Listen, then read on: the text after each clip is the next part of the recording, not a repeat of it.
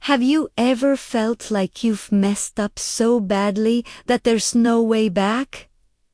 Like you've gone too far to be forgiven? Well, there's a powerful story told thousands of years ago that speaks directly to that feeling. It's a story of rebellion, desperation, and a love so profound it defies all logic. This is the story of the prodigal son. Imagine a wealthy father with two sons. One day, the younger son, full of youthful arrogance and a thirst for adventure, goes to his father with a shocking demand. "Father," he says, "give me my share of the inheritance." Think about that. He's essentially telling his father, "You're as good as dead to me. I just want your money." And the father, in an act of incredible, perhaps even painful love, agrees. He divides his property and gives the younger son his portion. With his pockets full of cash and his head full of dreams, the young man leaves home. He travels to a distant country, ready to live the life he's always imagined. He spends his money wildly on extravagant parties, fleeting friendships, and every pleasure he can find. The days turn into a blur of indulgence. He's the center of attention, the life of the party. He feels free, invincible, but fortunes built on sand never last. Just as his last coin is spent, a severe famine strikes the land. Suddenly, the party is over. His friends vanish as quickly as his money did. He's alone, destitute, and desperate. Hunger gnaws at his stomach. He's forced to take the most demeaning job imaginable for a Jewish man. Feeding pigs, the filth, the stench. This was his new reality. He becomes so hungry that he longs to eat the very pods the pigs are eating. But no one gives him anything. It's in this rock-bottom moment, sitting in a pigsty, that clarity hits him like a physical blow. He thinks, how many of my father's hired servants have more than enough bread?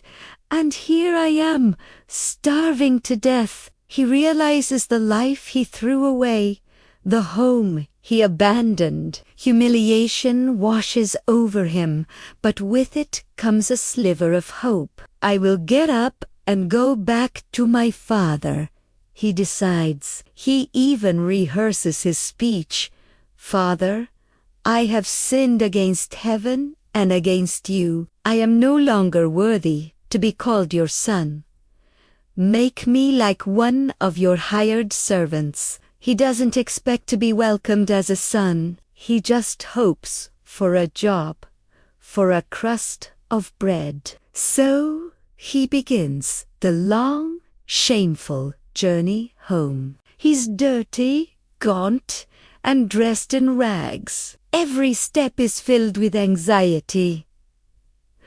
What will his father say? Will he even be allowed on the property? But the story takes a turn no one could have predicted. While he was still a long way off, his father saw him. Imagine that, father. Scanning the horizon day after day, year after year, hoping against hope. And when he sees that familiar figure, he doesn't wait. He doesn't cross his arms in judgment. He is filled with compassion. He runs. In that culture, for an elder to run was undignified. But this father casts all dignity aside. He runs to his lost son, throws his arms around his neck, and kisses him. The son starts his rehearsed apology. "Father, primera vez en Ned." But the father isn't listening to the words of shame. He cuts him off, shouting to his servants, "Quick, bring the best robe and put it on him. put a ring on his finger and sandals on his feet. Bring the fattened calf and kill it. Let's have a feast and celebrate. For this son of mine was dead and is alive again. He was lost and is found. This isn't just a story about a rebellious son. It's a story about the radical, unconditional love of a father. It's a picture of a grace that doesn't make sense.